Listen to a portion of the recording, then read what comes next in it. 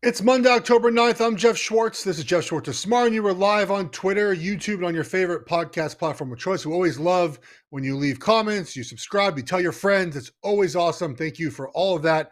Appreciate that. Now we've had this podcast for lots of years. We always appreciate the support. Today, we're brought to you by Prize Picks. It's a skill-based, real money daily fantasy sports game. Go to Prize Picks and use code GSSY for a first deposit match up to $100. You pick 2 to 6 players. If they'll go more or less than the Prize Picks projection, you go up to 25 times your money on any entry. We'll be making a selection for the Monday Night Football game between the Packers and the Raiders later at the end of this show. I've hit on a lot of them so far. I think 3 out of 5 weeks. So we're making money. We're having fun doing this. Welcome in Gabe Goodwin, as we normally do on Mondays for the recap of the NFL weekend. We'll touch on college football as well, as we normally do. I cover both of those sports. Gabe, how are you, my friend? Well, I'm doing all right. Geoff, your picks have made me feel a lot more calm than my favorite team has of late. Like when I make your picks, I go, I'll put this in. I think I'm going to win. I think I'm going to make some money. And so far I have. When I root for USC, I sweat, man. I sweat hard. Yeah, you're going to be sweating this weekend when they lose Notre Dame. But we'll cover that in the third topic. Don't worry. We'll get to college football. Oregon, Washington, big game this weekend. We are 15-8-2 so far this year in our 25 wagers. We have made 5 a week for the National Football League. We've never started this well, Gabe. I will take it. And really not even like a lot of drama for the picks this week. Maybe a Giants late backdoor cover might have happened. The Niners blew out the Cowboys. The Bengals handled business in Arizona. The Steelers one was obviously up and down, a very Steelers win, but Mike Tomlin again covers as a home underdog. Obviously won the game outright. But it feels like after 5 weeks now, we still have one game tonight. I feel pretty comfortable with who's good, who's not. Like, I kind of feel like we know the NFL now. I agree, Geoff. I'm glad you put it that way. I had this moment of clarity as the Niners game ended last night, where they showed kind of where things stand around the league. And I can't remember a time, of course, I've probably said this every season of my life. I can't remember a time where the 4 best teams were so obviously the 4 best teams.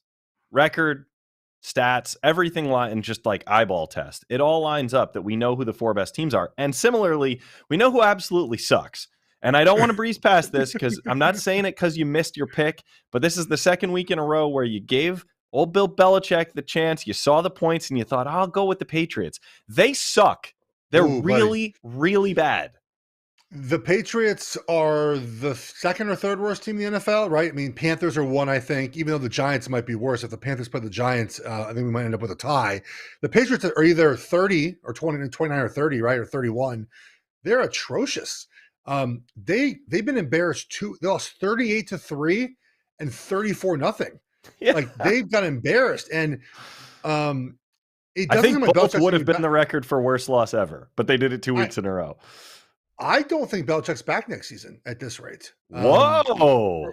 For what purpose? Kraft's going to bring him back with a new quarterback, like with a Caleb Williams? I don't know.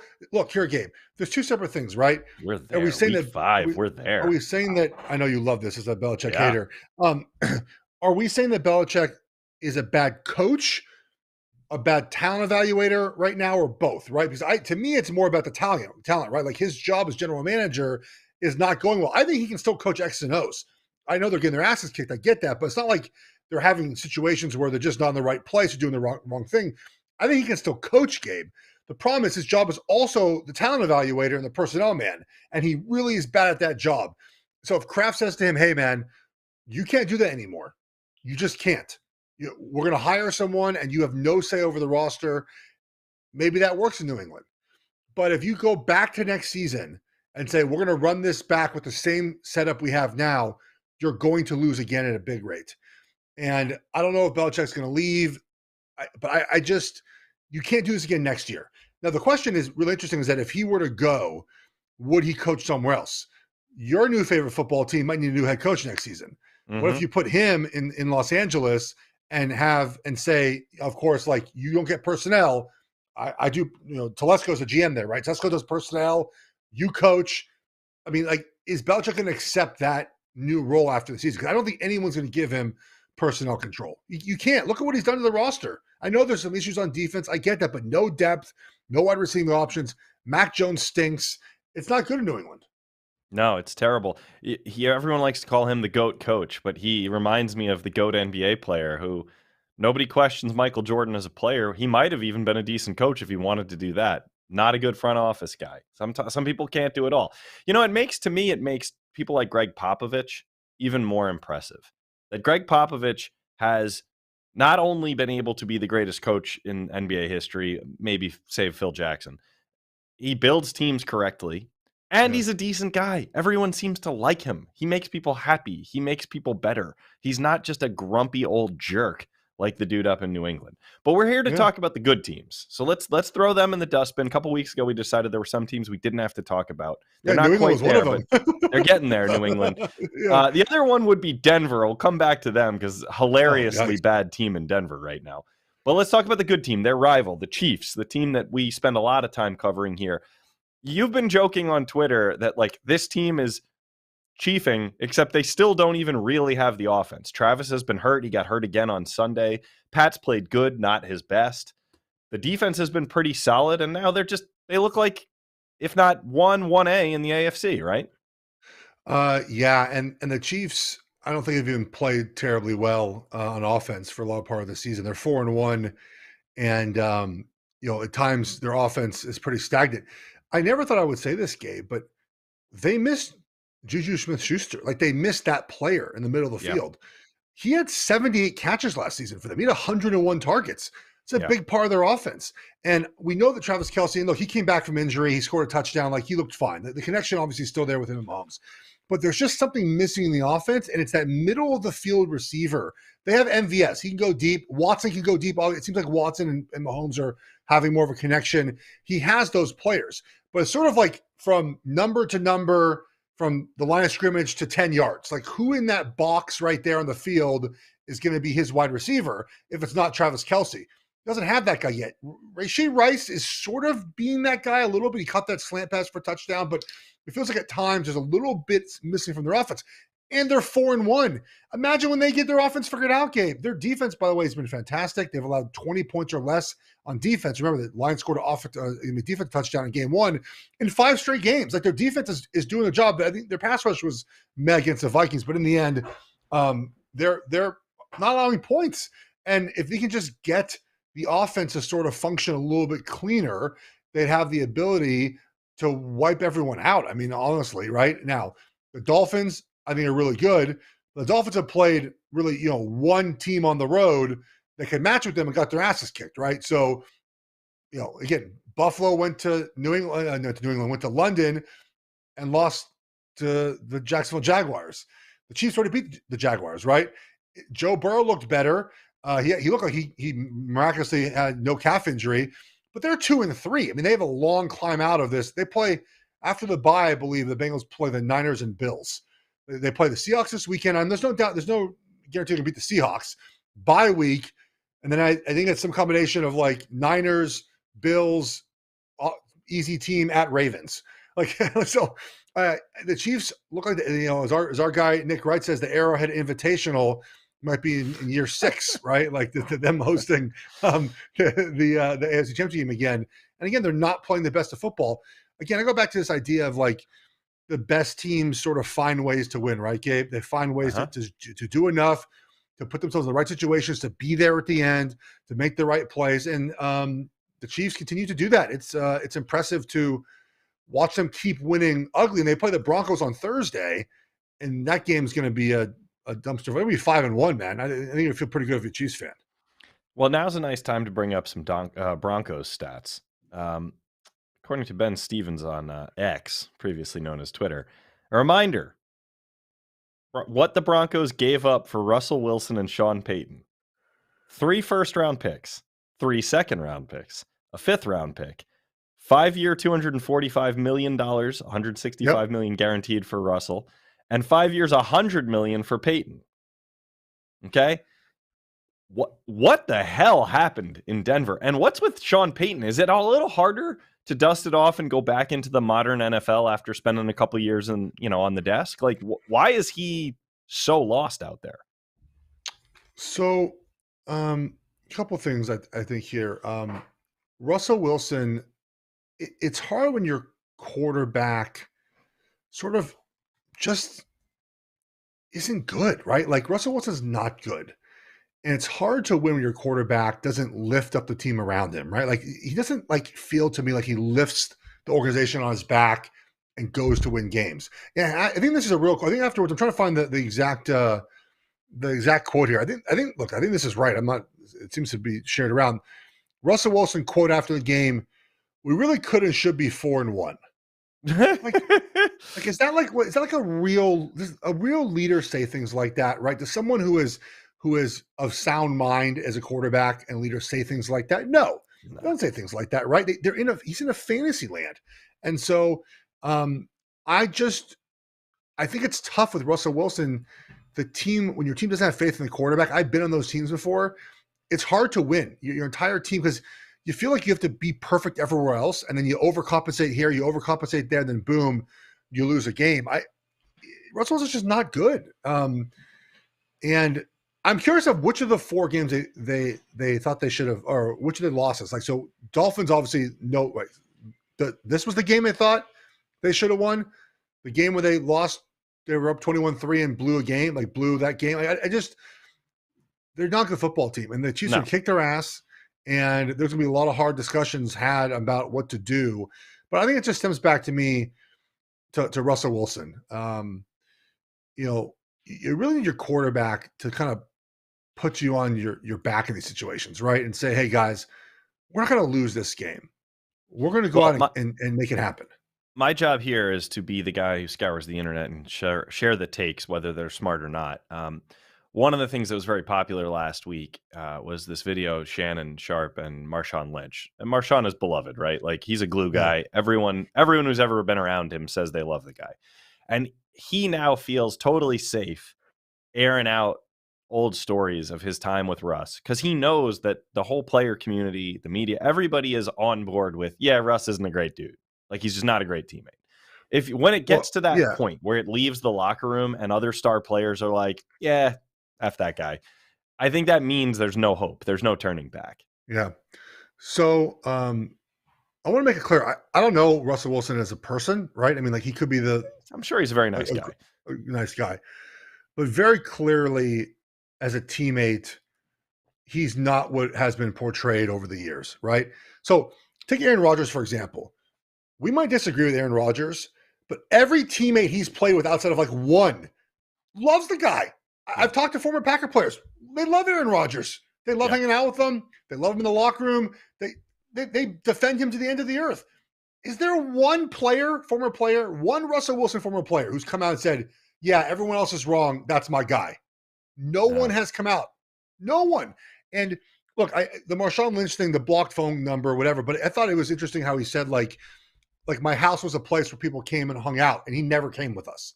Like, he never come and hung out. And then, your quarterback sort of, you don't have to do that all the time, obviously, but it's nice when the leader of your team kind of just shows up to hang out with everyone. Like, I would say, like, I might have been Eli. Like, Eli would just come hang out, go to dinner with us. And he didn't. And the thing about when I was there with the Giants is all of us were new. It was like a brand new offensive line. All his guys had left, still hung out with us, still got to know us, still came out to dinner with us. And it seems very clear that Wilson has not wanted that relationship, has not tried to foster those relationships in the building. And you're right, people are coming out and knives are out to tell their side of the story. I mean, Marshawn Lynch, it appears, loves everyone. I don't know. And for him to come out and be like, yeah, I didn't really, he cussed, but I didn't really mess with him. Like, it's just a bad look for Russell Wilson. And I don't know, the Broncos are gonna have to get rid of him after the season. I don't know what that looks like. But it's obviously not where they want to be. Yeah. Well, live by the quarterback, and it seems at least your cap space dies by the quarterback in this era. I want to talk about the Cowboys. That's my segue. I think most fans can figure out what that segue is all about. So our buddy Kurt Benkert, before the game, tweeted, think about it. The Cowboys have beaten the 1-4 Giants, the 2-3 Jets, the 1-4 Patriots, and lost to the 1-4 Cardinals. If they get blown out tonight, who are they? Well, they got blown out. So who the hell are they? Yeah. What is with the Cowboys, Geoff? So, first off, let's praise the team that won. The They Niners they kicked looked their ass. awesome. Whew. They look like a Super Bowl caliber team ready to win. And we've done this on this show. Other people have said, oh, Brock Purdy hasn't played a full season of games yet, blah, blah, blah. Enough. Brock Purdy is good. He's good. Now, if you make the caveat he plays well in the offense, great. He does play well in this offense. Mm-hmm. Every quarterback that wins is part of a system that works for him, right? Or he fits in the system, either or. But they play on the system. Yes, he has great left tackle. He's got Christian McCaffrey. He's got Brandon Ayuk. Guess what? He throws fucking missiles to those guys. You see that throw where the number 2 inside kind of cleared out and then I think it was Ayuk came in behind, and he threw that ball like before he was even in the picture over a Cowboys defender. Guy caught the ball. I mean, like, come on, Brock Purdy's good. We need to stop the caveats of like, oh, this and that. He has not lost a regular season game yet, Gabe. He's a good football player. He's a good quarterback. They've scored over 30 points in 8 straight regular season games. The guy is good. The Niners looked more physical. They played faster. This was a game for the Cowboys that was a measuring stick game. It was a game where they, as a contender in the NFC, have to go through Philly and the Niners. And when they play those teams, it's like, okay, can we compete with those teams? The answer is no. They're not even close. Not even close. And you pay this quarterback all this money, and who looked better? Brock Purdy did, right? Yeah. Who looked more complete of a team? The 49ers did. And I said this is why we picked the 49ers to cover this game was the things that the Cowboys do well, the Niners can mitigate. You rush the passer well? Well, guess what? We're not going to be in third and long. You can't rush the passer well, right? Oh, you want to pass the ball? We're going to hit your quarterback. Like it was just a complete ass kicking. And right now it's Niners, Eagles, Chiefs, Dolphins. I think Buffalo's in there too in the AFC side. I think they are. I'm not counting out the Bengals. The Chargers, we'll see how they play after a bye with Herbert's banged up finger. The Ravens had a tough loss, but the NFC feels like it's very much just those two teams, and someone maybe was upset along the way at some point, but it's the Lions to me aren't going into SF or going to Philly and beating those teams in a playoff game. I think the Lions are good. We were wrong about the Lions, I feel like, but they're not beating those teams. I actually think one team that maybe we were wrong. I think we had the Rams over anyways, but the Rams I think can be competitive against those teams. Are they beating them? No, the Seahawks are not beating those teams in the playoffs. So it's the Niners just look good, man. Like they're my Super Bowl favorite right now. I mean, they would have to be. I saw a good Chiefs, stat. You make the Chiefs case, but yeah. Point differential on division leaders. The Niners are, I think plus 99, like way ahead of anyone. And they beat some decent teams. And then the Steelers are minus 31. Like at this point in the season, records are a little fluky with those 3-2 type teams.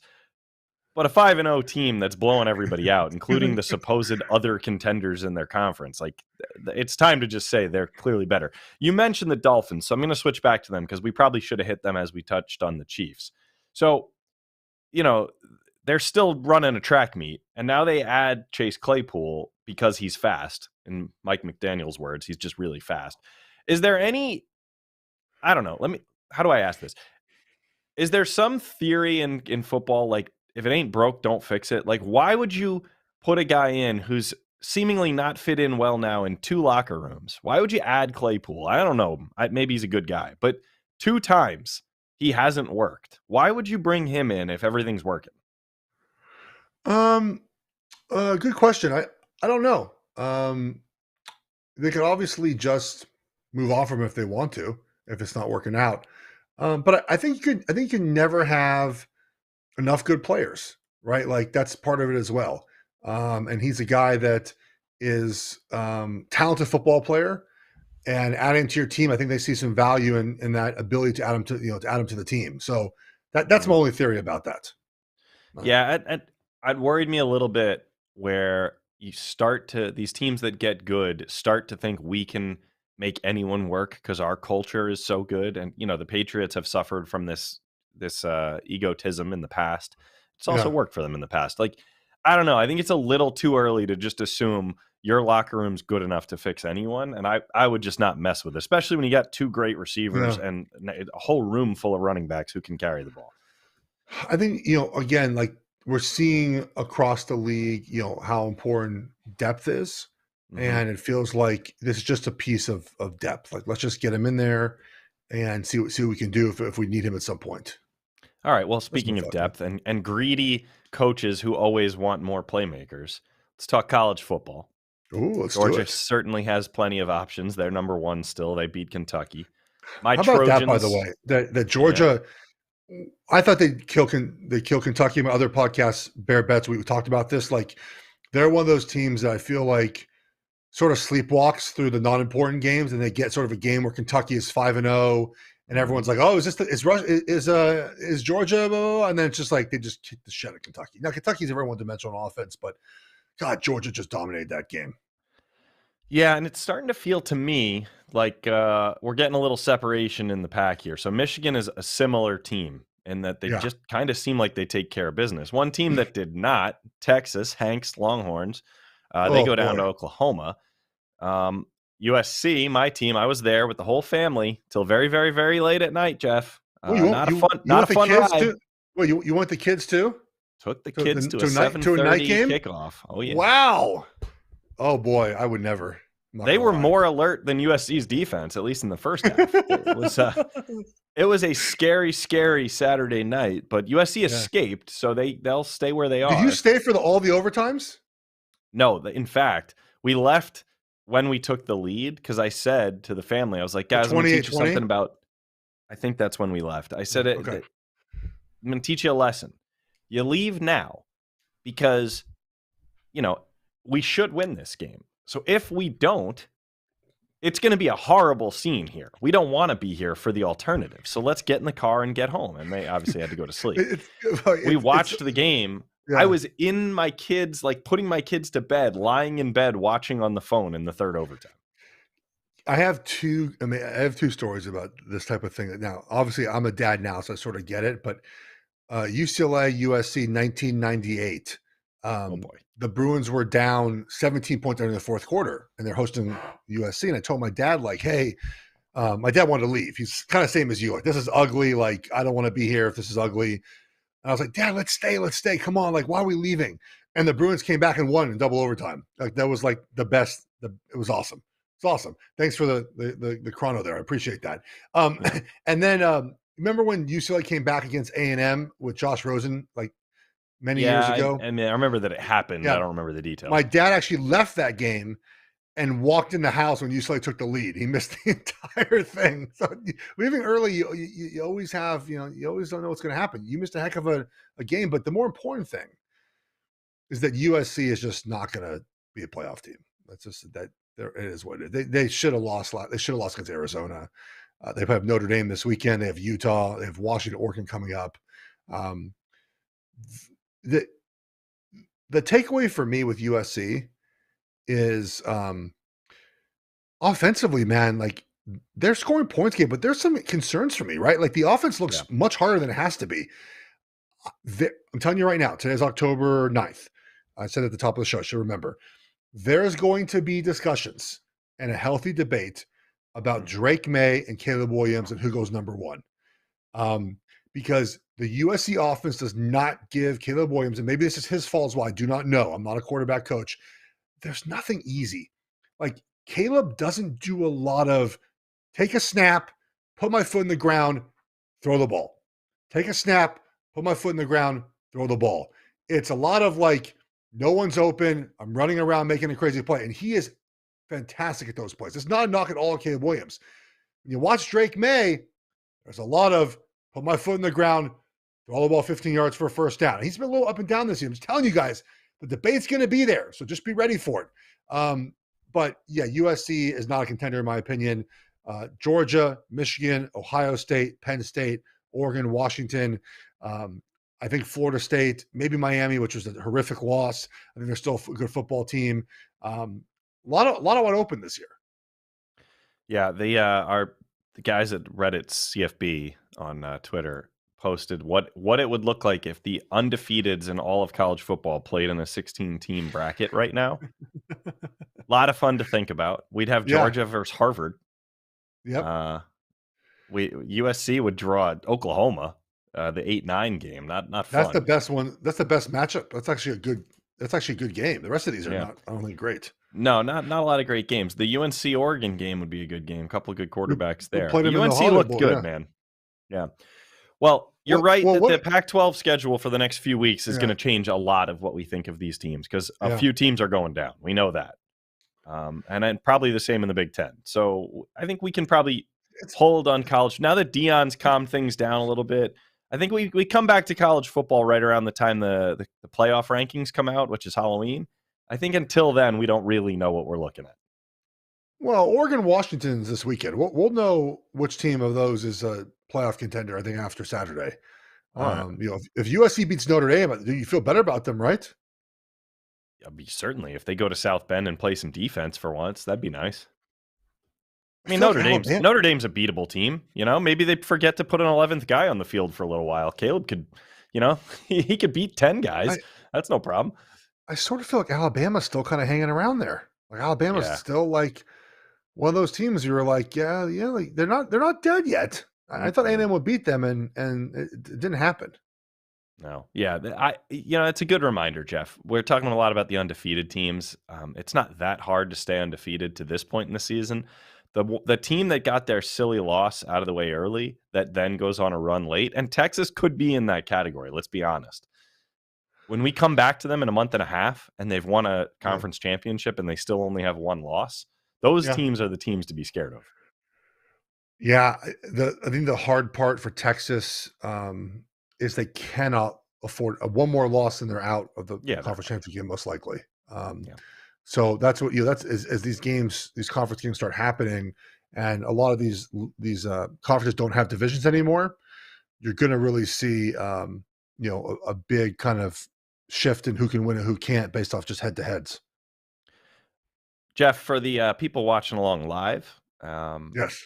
stay with us. For the people listening, we're taking a quick break. We'll come right back, and we got some picks for tonight's game, Monday night. You've been pretty good at making these picks. Yeah, it's been fun. Yeah, we got Packers Raiders coming up on the other end of this break.